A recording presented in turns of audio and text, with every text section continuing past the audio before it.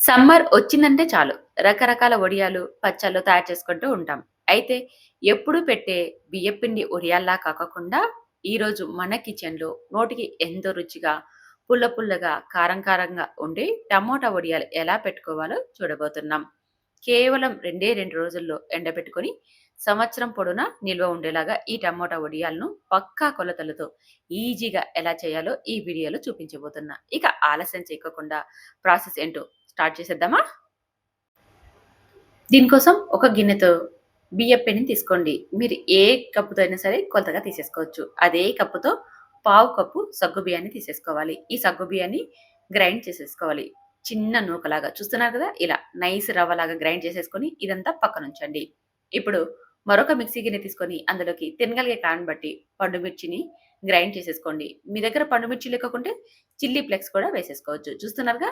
ఇలా కచ్చా పచ్చాగా గ్రైండ్ చేసేసుకొని ఈ పేస్ట్‌ను పక్కకు తీసేసుకోండి. ఇప్పుడు ఇదే మిక్సీ గిన్నెలోకి టమోటాలని మనం గ్రైండ్ చేసేసుకోవాలి. దానికోసం బాగా పడిన 4 టమోటాలని ఇలా ముక్కలుగా కట్ చేసి వేసేసుకోండి. ఏ కప్‌తో అయితే బియ్యపిండిని తీసుకున్నారో అదే కప్పుతో టమోటా ముక్కల్ని తీసేసుకోండి. ఈ టమోటా ముక్కలు గ్రైండ్ చేసుకునేటప్పుడు ఇందులోకి కొద్దిగా ఫుడ్ కలర్‌ని రెడ్ కలర్ ఉంటుంది కదండీ! అది వేసేసుకోండి. నేనిక్కడ ఫుడ్ కలర్ వేసిన క్లిప్ మిస్ అయిపోయిందండి. మనం టమోటాలు గ్రైండ్ చేసుకునేటప్పుడే అందులోకి ఒక చిటికెడు ఫుడ్ కలర్‌ని వేసుకున్నామనుకోండి మంచి రంగులో వస్తాయి. ఒకవేళ మీరు ఫుడ్ కలర్ వద్దనుకుంటే అవాయిడ్ చేయొచ్చు. కలర్ అయితే లైట్‌గా ఉంటాయి. ఇక్కడ నేను వీడియో మంచి రంగులో రావడానికి ఫుడ్ కలర్ వేస్తున్నాను. మీరు ఫుడ్ కలర్‌ని స్కిప్ చేయండి. అదే మన ఆరోగ్యానికి మంచిది. ఇప్పుడు మనం టమోటా ప్యూరీతో సహా మొత్తం 10 కప్పులు వచ్చేలాగా కొలత తీసుకోవాలి. ఏ కప్‌తో అయితే మనం బియ్యపు పిండిని తీసుకున్నామో అదే కప్పుతో 10 కప్పుల నీళ్ళని తీసుకోవాలి. అప్పుడే పర్ఫెక్ట్‌గా ఎసరనేది సరిపోతుంది. ఇప్పుడు స్టవ్ మీద పెట్టి ఎసరును బాగా మరిగించుకోవాలి. ఎసరు బాగా మరుగుతున్నప్పుడు మంటను పూర్తిగా లో ఫ్లేమ్‌లో ఉంచి ఇందులోకి ముందుగా సగ్గుబియ్యాన్ని మనం వేసేసుకోవాలి. గ్రైండ్ చేసి పెట్టుకున్నాం కదా! ఆ సగ్గుబియ్యం పౌడర్ వేసేసుకొని ఇదంతా ఒక 5 నిమిషాల పాటు ఉడికించుకోవాలి. అప్పుడు సగ్గుబియ్యం మనకి చక్కగా ఉడికిపోతాయి. సగ్గుబియ్యం ఉడికాక గ్రైండ్ చేసి పెట్టుకున్న పండు మిర్చి పేస్ట్‌ని, అలాగే ఒక స్పూన్ దాకా వాముని, రుచికి సరిపడా ఉప్పును వేసేసుకోవాలి.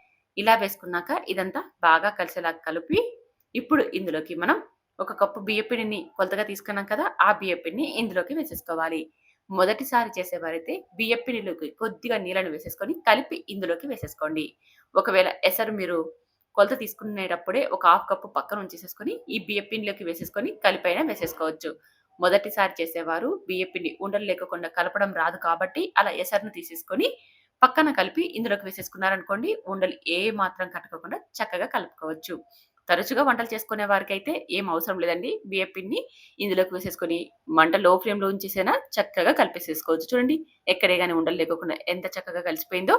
మనం ముందుగా సగ్గుబియ్యం వేసాం కాబట్టి ఇక మనం పొడి పిండి వేసినా సరే ఉండలు కట్టుకోకుండా చక్కగా మనకి ఎసరులో కలిసిపోతుంది.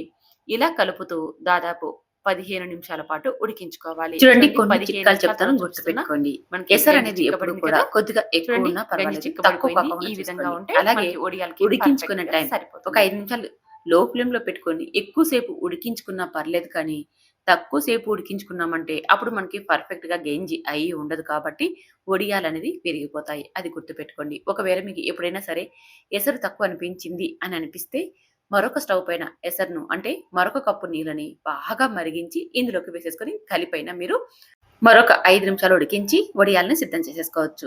ఎప్పుడూ కూడా కొద్దిగా ఎసరును ఎక్కువ ఉండేలాగే చూసుకోండి. అలాగే కొద్దిసేపు ఎక్కువే ఉడికించండి. ఈ 2 టిప్స్‌ను గుర్తుపెట్టుకున్నారంటే వడియాలనేది ఎప్పుడు కూడా మీకి పర్ఫెక్ట్‌గా వస్తాయి.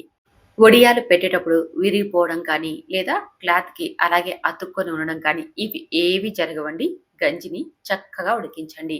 ఎప్పుడు కూడా అది మనం గుర్తుపెట్టుకోవాల్సిన మొదటి విషయం. అలాగే ఎసరుని కూడా కొద్దిగా ఎక్కువ అంటే ఒక హాఫ్ కప్ ఎక్కువే ఉండేలాగా చూసుకోండి. తక్కువ మాత్రం అస్సలు కానీకండి. చూసారుగా గంజి చక్కగా ఉడికిపోయింది కదా!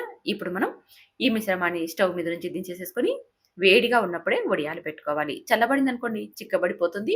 అప్పుడు మనకి వడియాలు చాలా మందంగా వచ్చేస్తాయి. అందుకని మనం గంజి తయారయ్యే లోపే ఇదంతా అంటే క్లాత్‌నంతా సిద్ధం చేసుకున్నామనుకోండి, వెంటనే వడియాలు పెట్టేసేసుకోవచ్చు. శుభ్రమైన కాటన్ క్లాత్‌ని నీళ్ళలో ముంచి తడి లేకోకుండా పిండేసి 2 మడతలు ఉండేలాగా చూసేసుకొని దానిపైన ఇలా వడియాలను పెట్టేసేసుకోవడమే. వడియాలు పెట్టుకోవడానికి చిన్న గరిటె తీసుకున్నామనుకోండి, వడియాలన్నీ కూడా సమానంగా వచ్చేస్తాయి. ఇక్కడ నేనైతే ఈరోజు టమాటా వడియాల్ని చిన్న చిన్నగా పెట్టేస్తున్నాను. ముచ్చటగా ఉంటాయని. ఇలా మీరు కావాలంటే చిన్నగా పెట్టుకోవచ్చు. లేదా వెడల్పుగా అయినా పెద్ద పెద్దగా వడియాలను పెట్టేసేసుకోవచ్చు. ఒక రోజంతా ఎండనిచ్చాము అంటే ఇవి చక్కగా ఎండిపోతాయి. మరుసటి రోజు ఈ వడియాల్ని ఇలా కాటన్ క్లాత్‌ని మరొక వైపుకు అంటే వడియాలు ఏ వైపు ఉన్నాయో ఆ వైపు కాకోకుండా వెనక వైపున నీళ్లు చల్లి మనం వడియాలను తీసేసుకోవాలి. నీళ్లు చల్లాక ఒక నిమిషం పాటు అలాగే తడిని ఉండనిచ్చాము అంటే వడియాలు మనకి క్లాత్ నుంచి ఈజీగా వచ్చేస్తాయి. చూడండి ఎంత ఈజీగా వచ్చేస్తున్నాయో. మనం ఇలా 2 వైపులా బట్టను పట్టుకొని లాగాము అంటే చాలు ఈజీగా వచ్చేస్తాయి. చూడండి చాలా చాలా ఈజీగా తీసేసుకోవచ్చండి. మనం గంజి తయారు చేసుకునే విధానం పర్ఫెక్ట్‌గా ఉందంటే క్లాత్ నుంచి కళ్ళు మూసుకొని లాగేసినా సరే మనకి ఈజీగా వచ్చేస్తాయి. ఇలాగే అన్నీ మనం ఈ కాటన్ క్లాత్ నుంచి తీసేసుకొని వీటిని ఒక ప్లేట్‌లోకి ఉంచి తర్వాత 1, 2 రోజులు మనం వీటిని ఎండబెట్టుకోవాలి. అప్పుడు మనకి చాలా అంటే చాలా రోజులు నిల్వ ఉంటాయన్నమాట. మనం ఎన్ని రకాల వడియాలు తయారు చేసుకొని తిన్నా సరే, ఈ టమాటా వడియాల రుచి వేరండి. చాలా చాలా బాగుంటాయి. పుల్ల పుల్లగా, కారం కారంగా, కొద్దిగా తియ్యగా అంత రుచిగా ఉంటాయండి. ఇది పప్పు, సాంబార్‌లోకి నంజుకొని తింటూ ఉంటే ఇక సైడ్ డిష్‌గా వేరే ఏమీ అక్కర్లేదండి. ఇంటికి ఎవరైనా అతిథులొచ్చినప్పుడు ఇవి మనం సైడ్ డిష్‌గా వాళ్ళకి ఫ్రై చేసి ఇచ్చామంటే చాలు కడుపు నిండుగా లాగించేస్తారు. అంత బాగా ఉంటాయి. వీటిని డ్రై చేశాక చూపిస్తున్నా చూడండి ఎంత బాగా ఎండిపోయాయో. ఇలా కరకరలాడేంత వరకు ఎండబెట్టుకొని, తర్వాత మనం ఏదైనా ఎయిర్ టైట్ బాక్స్‌లో స్టోర్ చేసుకున్నామంటే 1, 2 సంవత్సరాల పాటు నిల్వ ఉంటాయి. వీటిని ఫ్రై చేశాక కూడా చూపిస్తున్నా చూడండి. ఫ్రై చేశాక మనకి లైట్‌గా ఆరెంజ్ కలర్‌లోకి మారిపోతాయి. ఎంత ఫుడ్ కలర్ వేసినా సరే, మనం వేయించాక మాత్రం ఖచ్చితంగా ఇవి ఆరెంజ్ కలర్‌లోకి మారతాయి. మీరు మాత్రం ఫుడ్ కలర్‌ని పూర్తిగా అవాయిడ్ చేయండి. అది మన ఆరోగ్యానికి అస్సలు మంచిది కాదు. ఇలా ఫ్రై చేసేసుకొని వీటిని మనం సర్వ్ చేసుకొని తినడమే. మీరు కూడా చూసారు కదా వీడియోని చివరి దాకా. మరి ట్రై చేయండి. ట్రై చేసి టేస్ట్ చేసి ఎలా వచ్చాయో కామెంట్ చేయండి. నచ్చితే మాత్రం ఈ వీడియోని మీ ఫ్రెండ్స్, ఫ్యామిలీ మెంబర్‌కి షేర్ చేయండి. ఇలాంటి వీడియోస్ కోసం మన ఛానెల్‌ని సబ్స్క్రైబ్ చేసుకోండి. Thank you for watching.